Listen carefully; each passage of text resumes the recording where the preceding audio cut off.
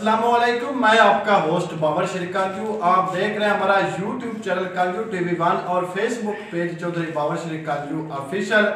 इमरान खान की काल ते जेल भरो तरीक का जिहड़ा है वो मुल्क भर दे विच गिरफ्तारियां का सिलसिला शुरू है ते जलालपुर भट्टियां और जिले हफजाबाद विच भी अज गिरफ्तारियां का जिहड़ा सिलसिला वो शुरू है। मेरे नाल PTI दे निसाफ वेलफेयर दे कारकुने वो मौजूद ने। अज इन्हां अपने कैदीन चौधरी शौकत अली भट्टी ते हमरा हफजाबाद तो गुजराल एक काफिला जा रहा है जिंदे विच इन्हां उत्थे जाके गुजराल पूरी डिवीजन दे जिन्ने भी कारकुन होंदे वो गिरफ्तारियां दे रहे हैं। असीं इन्हां नाल गुफ्तगू करने आ भी गिरफ्तारियां अपना जिहड़ा दे रहे ने कितने को लोग ने, क्या मरदाबाद जा रहे ने या किस तरह जा रहे। जी अस्सलाम वालेकुम। अच्छा भाईजान, जेरे अपना निसाब वेलफेयर की तरफ तुसी गिरफ्तारियां दे रहे हो, ये किरा हफजाबाद तो कितने को लोग इस ते गिरफ्तारियां दे रहे हैं? कंजू साहब, पहली के जलालपुर भट्टियां दे विचों काफ़ी लोग जो कि अपना नाम रजिस्टर करवा चुके हैं और जा चुके हैं। ये साढ़े सिर्फ वेलफेयर विंग के जोड़े अहदेदार सन उन्होंने भी 3 तो 4 लोग जा चुके हैं। बकाया असी तो तुहाडे सामने मौजूद हाँ और इंशाल्लाह साड़ी जितनी विंग है पूरे हफजाबाद के डिस्ट्रिक्ट के जिथे जिथे भी नुमाइंदगी कर रही है ये सब लोग जान गए। चूँकि खान साहब अपनी कोई जाती जंग नहीं लड़ रहे, खान साहब साड़ी जंग लड़ रहे हैं चूँकि उन्होंने साढ़े वास्ते गोलियां खाई ने।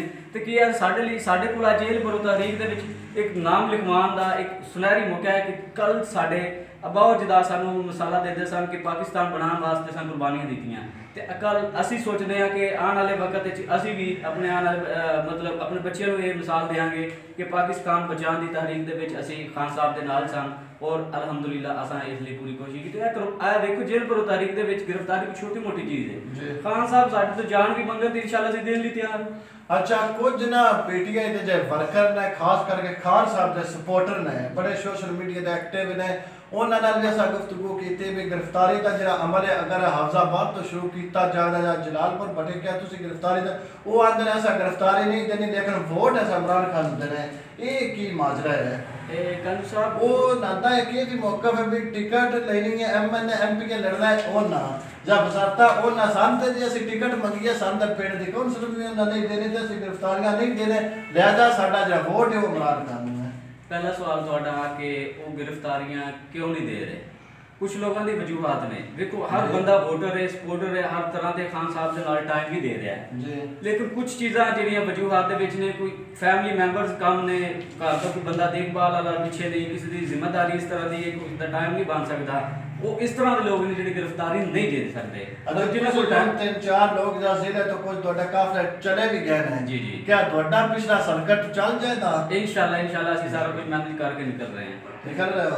ये बेफर्ज होता दोनों गिरफ्तार कर लेते हैं काफी दिन वास्ते या महीने वास्ते जिस तरह शाहमुद कुरैशी ने उन्हें नजरबंद कर दिया दोनों भी नजरबंद कर सारे से जाई इसलिए रहे हैं सानू करन नजरबंद नहीं हो छड्डे ही ना तो फिर कोई छड्डे ना कोई दोडे के रख देना तारीर भई ऐसे करो शायद तो हम छड्डने तो फिर की करांगे डेथ वारंट ले लेंगे साइन कर देंगे कर दे दे इंशाल्लाह पक्की गल यार वो बंदा साडे लिए गोलियां खा रहा है साडे लिए फिर आवाम दे विच आ रहा है वो देखो ना साडी हुकूमत की निंदना कर रही उस बंदे की लत्त में इतनी सीरियस इंजरी है उसके बावजूद उस बंदे प्रेशर किया जा रहा है दबाव दिलवाया जा रहा है तू लाजम आ वो हालांकि उनकी मेडिकल रिपोर्ट के हर चीज़ वाजिया है। कल तक ये जो बोल रहे सन कि उन्होंने कोई गोली नहीं लगी ये सारा ड्रामा है उन्होंने मेडिकल रिपोर्टा देख उन्होंने अखा क्यों बंद ने?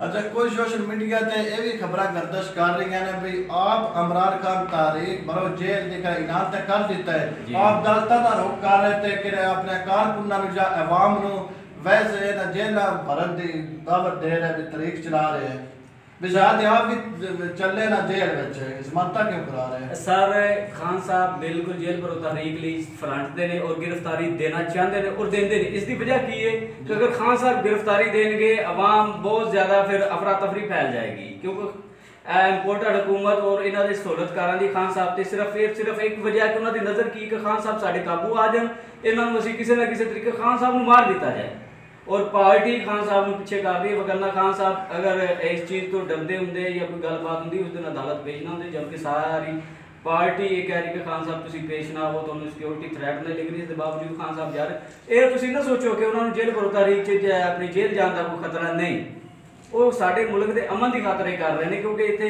ਲੋਕਾਂ ਇੱਟ ਨਾਲ ਇੱਟ ਵਜਾ ਛੱਡਦੇ। ਉਹਨਾਂ ਨੇ ਤੇ ਆਪਣੀ ਗ੍ਰਿਫਤਾਰੀ ਇਸ ਚੀਜ਼ ਦੇ ਤਹਿਤ ਦੇਣੀ ਹੈ, ਲੇਕਿਨ ਇਹਨਾਂ ਲੋਕਾਂ ਨੇ ਖਾਨ ਸਾਹਿਬ ਨੂੰ 1 ਮਿੰਟ ਵੀ ਉੱਥੇ ਰਹਿਣ ਦੇਣਾ। ਖਾਨ ਸਾਹਿਬ ਨੂੰ ਤੋਂ ਮਤਲਬ जनाब पीटीआई से जरा खास वर्कर ने आज गुजरात जाके अपने जेल पर तरीक की गिरफ्तारी है वो देर चलने अपने कैदीन के हमरा पूरा जिले हाफजाबाद तो जगह जगह तो पिंडी पट्टियां सुखे की काले की बनी के तारड़ ते जलालपुर पट्टियां तो लोग जड़े कारकुन है वो जा रहे हैं हाफजाबाद तो काफले की सूरत गुजरात यासमीन अरशद दे हमरा उत्थे जाके गिरफ्तारियां एक गल क्लियर करते जी ਜਿਹੜਾ ਤੁਸੀਂ ਸਵਾਲ ਕੀਤਾ ਸੀ ਨਾ ਵਿੱਚ ਇੰਟਰਪਟ ਹੋ ਗਿਆ ਕਿ ਜਨਾਬ ਸਾਡੀ ਲੀਡਰਸ਼ਿਪ ਜਾਂ ਜਿਨ੍ਹਾਂ ਬੰਦੇ ਟਿਕਟ ਲੈਣੇ ਨੇ ਉਹ ਕਿਉਂ ਨਹੀਂ ਜਾ ਰਹੇ ਸਰ, ਉਹ ਵੀ ਜਾ ਰਹੇ ਨੇ।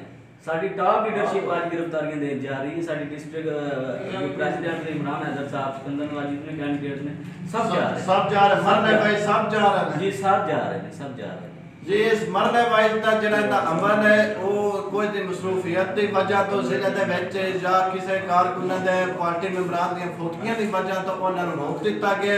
वो भी जिस तरह मरने वाइज गुजरते हैं उन्होंने भी अपना तरीक जेल भरो तरीक का उन्होंने भी जाके अपन गिरफ्तारियां देन दे और मेरे नाल कारकुन मौजूद रहे। ये अपना अलहमदुलिल्लाह जा रहे हैं गुजरात अपन गिरफ्तारियां देने।